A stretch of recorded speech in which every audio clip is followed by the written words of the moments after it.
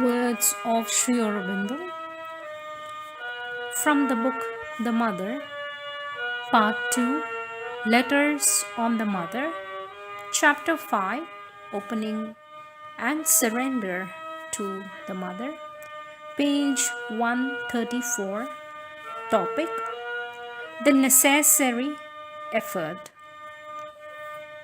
Sri Aurobindo says, what you say of sadhana is true. Sadhana is necessary, and the divine force cannot do things in the void, but must lead each one according to his nature to the point at which he can feel the mother within and doing all for him. Till then, the sadhak's aspiration, self-consecration, assent and support to the mother's workings, his rejection of all that comes in the way is very necessary, indispensable.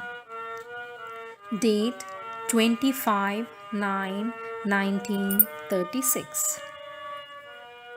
The effort demanded of the sadhak, says Sri Aurobindo, the effort demanded of the sadhak is that of aspiration, rejection, and surrender. If these three are done, the rest is to come of itself by the grace of the mother and the working of her force in you. But of the three, the most important is surrender, of which the first necessary form is trust and confidence and patience in difficulty. There is no rule that trust and confidence can only remain if aspiration is there. On the contrary, when even aspiration is not there, because of the pressure of inertia, trust and confidence and patience can remain. If the trust and patience fail when aspiration is quiescent, that would mean that the sadhak is relying solely on his own effort. It would mean, oh, my aspiration has failed, so there is no hope for me. My aspiration fails, so what can mother do? On the contrary, the sadhak should feel, never mind, my aspiration will come back again. Meanwhile, I know that the mother is with me even when I do not feel her. She will carry me even through the darkest period. That is the fully right attitude you must have. To those who have it, depression can do nothing. Even if it comes, it has to return baffled. That is not tamasic surrender. Tamasic surrender is one when one says, I won't do anything, let mother do everything. Aspiration, rejection, surrender even are not necessary. Let her do all that in me. There is a great difference between the two attitudes. One is that of the shirker who won't do anything. The other is that of the sadhak who does his best, but when he is reduced to quiescence for a time and things are adverse, keep always his trust in the mother's force and presence behind all, and by that trust baffles the opposition force and calls back the activity of the sadhana. Date 26/10/1936.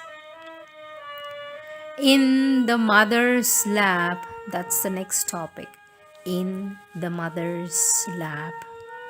Question: I find it very difficult to do the right thing of concentration since I can't concentrate properly. Would it not be best for me to imagine myself lying eternally in the mother's lap? Sri Aurobindo says this is the best possible kind of concentration. Date 12/8/1935. Chapter 6. Working of the Mother's Force. Topic: The Mother's Force. Sri Aurobindo says nothing can be done except through the force of the mother. All has to be done by the working of the mother's force, aided by your aspiration, devotion, and surrender. Date 30/10/1934. What is mother's force? That's the next topic. What is the mother's force? Question: You often speak of the mother's force. What is it? Sri Aurobindo says it is the divine force which works to remove the ignorance and change the nature into the divine nature. Date 18/6/1933. The force of Prakriti and the mother's force is the next topic. Sri Aurobindo says, when I speak of the mother's force, I do not speak of the force of Prakriti, which carries in it things of ignorance, but of the higher force of the divine that descends from above to transform the nature. So there was no intention on the mother's part. It is yourself who, by coming to the mother, become aware of your mistake. Next topic: descent and working of the mother's force. Sri Aurobindo says there is a force which accompanies the growth of a new consciousness and at once grows with it and helps it to come about and to perfect itself. This force is the Yoga Shakti. It is here coiled up and asleep in all the centers of your inner being in the form of chakras, and is at the base what is called in the tantras the Kundalini Shakti. But it is also above us, above our head, as the divine force, not there coiled up, involved, asleep, but awake, scient, potent, extended, and wide. It is there waiting for the manifestation, and to this force we have to open ourselves to the power of the mother. In the mind, it manifests itself as a divine mind force or a universal mind force, and it can do everything that the personal mind cannot do. It is then the yogic mind force. When it manifests and acts in the vital or in the physical in the same way, it is there apparent as a yogic life force or a yogic body force.